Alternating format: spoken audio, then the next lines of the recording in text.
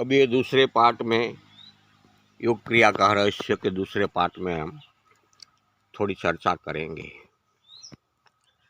अपान वायु ज्वलित गैस और ऑक्सीजन मिलते ही विस्फोट होता है। ये विस्फोट का अनुभव तो कुछ और प्रकार का होता है मानव शरीर के अंदर, कि उनको वो विस्फोट के अनुभव को शब्दों में अंकित करना थोड़ा मुश्किल है, लेकिन आह्लादक होता है, आनंददायक होता है, स्फूर्तिदायक होता है। हमको ऐसा लगे कि और विस्फोट सतत चालू ही रहे, ऐसा ये आह्लादक, आनंददायक, स्फूर्तिदायक होता है।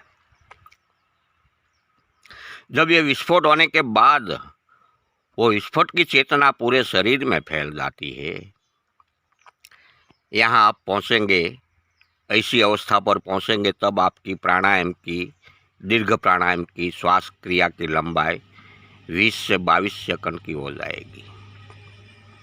लेकिन हर दिन नित्य दिन अभ्यास करोगे तो, नहीं तो ये सभी चीज़ें संभव नहीं है। जो पूरे शरीर में चेतना फैल जाती है तब पूरा शरीर बिल्कुल हल्का सा फूल जैसा बन जाता है। ऐसा फूल जैसा बन जाता है कि हमको ऐसा लगेगा कि जो पवन का एक अच्छा जोरदार झोंका आएगा तो हमारा शरीर उड़ जाएगा। ऐसा हमको अनुभव होता है हल्का फूल जैसा शरीर बनने का। पूरा शरीर स्फूर्तिमय बन जाता है। पूरे शरीर में इतनी शक्ति शामिल होती है कि आपको आसन पे से खड़ा होकर कूदका मारने की इच्छा हो जाती है। ऐसा हो जाते है कि मैं आसन पे खड़ा होकर नाचने लगूं। लेकिन यहाँ बहुत ध्यान रखना है, बहुत सावधानी ये अवस्था पर ये चीज़ पर रखनी है। जब ये विस्फोट की प्रक्रिया हो जाने के बाद आसन पे से कभी खड़ा मत होना, कभी सिर्फ ये सभी क्रियाएं और जो अनुभव होता है, जो शरीर में क्रिया प्रतिक्रिया होती है, वो बैठे बैठे आसन पर बैठे बैठे ही साक्षी भाव से सिर्फ देखते रहना है, सिर्फ अनुभव करते रहना है। ये बात का हर दिन ख्याल रखना है आपको। खड़ा होकर ठेकड़ा मारोगे तो ये शक्ति उल्टी काम करने लगेगी। बहुत यहाँ सावधानी पूर्वक वर्तन करना है, इसलिए बात का खास ख्याल रखना है। इस शक्ति को सूक्ष्म नाड़ी में से ऊपर चढ़ानी है। ठेकड़ा मारोगे तो इंगड़ा पिंगड़ा में ऊपर चढ़ने जाएगी और शरीर का सारा संतुलन बिगड़ जाएगा, शरीर का सारा व्यवस्था बिगड़ जाएगी। जो इंगड़ा पिंगड़ा में सूक्ष्म नाड़ी और कुंडलिनी शक्ति चढ़ाएंगे तो पूरा शरीर का संतुलन बिगड़ जाता है। जब चेतना पूरे शरीर में फैल जाती है, इनके बाद प्राणायाम चालू रखने से, अभ्यास चालू रखने से वो चेतना धीरे धीरे से नीचे से ऊपर की तरफ चढ़ने लगेगी, जिसका हम शरीर में रीतसर अनुभव होता है। जो चेतना हमारी ऊपर शरीर के ऊपर मस्तक की ओर चढ़ती है, उसका रीतसर का अनुभव अपन को होता है। जब चेतना ऊपर चढ़ती है तो उनका भी एक शरीर में रीतसर का अनुभव होगा। वो चेतना प्राणायाम चालू रखने से मस्तक की ओर धीरे धीरे ऊपर चढ़ेगी। जैसे जैसे चेतना ऊपर चढ़ती जाएगी वैसे वैसे शरीर बिल्कुल अचेतन होता जाएगा।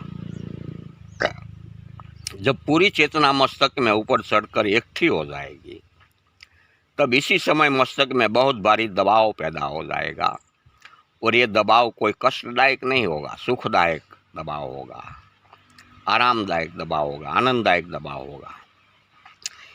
ये दबाव के हिसाब से ही मस्तक में और पूरे शरीर में शून्यावकाश जैसा हो जाएगा, और ललाट पर त्रिभेटी के स्थान पर आपको प्रकाश का गोला आता जाता दिखाई देगा।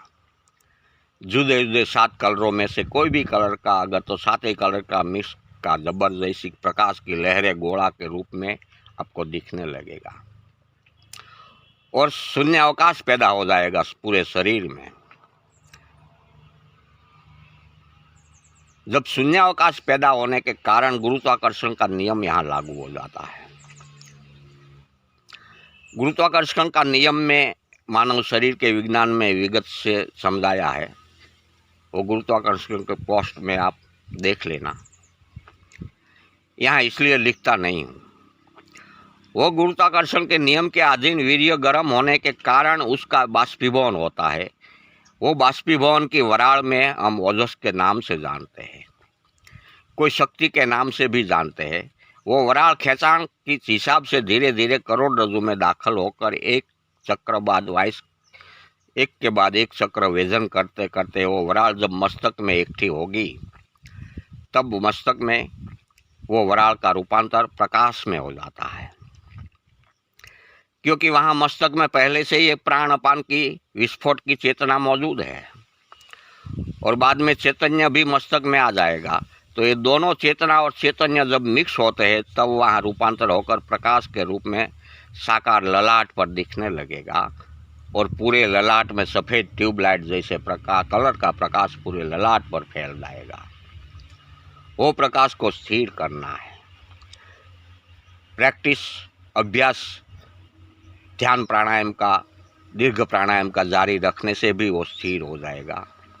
जब वो प्रकाश स्थिर होगा तब धीरे धीरे पूरे मस्तक में से फैलने लगेगा। जब वो प्रकाश पूरे मस्तक में फैल जाती है तब मस्तक की बाहर के भाग में प्रकाश का एक आभा मंडल जैसा होता है, वो दिखाई नहीं देगा। और जब पूरा मस्तक में प्रकाश फैल जाने के बाद वो प्रकाश मस्तक में से धीरे धीरे शरीर में उतरने लगेगा, नीचे उतरने लगेगा। जब वो प्रकाश शरीर में नीचे उतरने लगता है तब वहाँ प्राण शरीर का विकास शुरू होने लगता है। प्राण शरीर जो दूसरा शरीर है उसका विकास, उसका डेवलप यहाँ से शुरू होता है। जब पूरा प्रकाश शरीर में उतरने लगता है तब आपका शरीर एक तेजमय, पुंजमय बन जाता है। आपका प्राण शरीर का विकास हो जाता है। जब प्राण शरीर का विकास हो जाएगा तब मस्तक में बहुत भारी दबाव और खींचाण आएगा और वो दबाव खींचाण के साथ वो प्रकाश मस्तक में ऊपरी भाग में 10वें द्वार पे दबाण आएगा। वो दबाण के कारण ही 10वां द्वार से वो प्रकाश मानव के खुद के ब्रह्मांड में जाएगा। खुद के ब्रह्मांड मतलब हर कोई मानव को खुद का एक ब्रह्मांड होता है। मस्तक के ऊपर 2.5-3 फुट के ऊपर ऊंचाई पर हर कोई मानव को खुद का ब्रह्मांड होता ही है, लेकिन हमको दिखाई नहीं देता है। वो खुद का ब्रह्मांड सिर्फ प्रैक्टिकल योगियों ही दिखते हैं। वो प्रकाश सूर्य के तेज से भी भारी तेज वाला हो जाएगा और वो चैतन्य प्रकाश खुद के ब्रह्मांड में से अखिल ब्रह्मांड में घूमने लगेगा। इसी को ही समाधि अवस्था कहते हैं। इसी तरीके से ही समाधि अवस्था में जा सकते हैं। लेकिन बोलना, सुनना बहुत इजी लगता है, लेकिन जब हम प्रैक्टिकल में उतरेंगे, अनुसरण करेंगे योग साधन का, तब हमको मालूम होता है कि साला थोड़ा कठिन तो है ही, लेकिन इतना कठिन भी नहीं है। एक बार आप शरीर में प्रैक्टिस डाल दोगे तो बाद में ये मानव शरीर का विज्ञान ऐसा है ना कि एक बार जो भी प्रैक्टिस डाली जाती है ना, बाद में वो प्रैक्टिस की क्रिया प्रतिक्रिया मानव शरीर आपो आप करती है। प्रैक्टिस जो भी डाली है उसकी क्रिया शरीर आपो आप करती है। हमको कुछ करने की ज़रूरत ही नहीं है। बस हमको सिर्फ ये मानव शरीर में आंतरिक मन में प्रैक्टिस डालनी है। स्थूल जगत में और सूक्ष्म जगत में प्रैक्टिस बहुत महत्व की चीज़ है। प्रैक्टिस के बिना तो कुछ हासिल होने ही वाला नहीं है। कोई भी चीज़ प्रैक्टिस करोगे तो ही हमको कुछ मिलेगा। प्रैक्टिस ऐसी चीज़ है कि वो आंतरिक मन में फिट होती है, बाह्य मन में नहीं। तो आंतरिक मन ऐसा है कि आंतरिक मन में जो डेटा डाला जाता है वो बाद में शरीर आपो आप क्रिया करते रहते हैं, आपो आप क्रिया करते रहते हैं।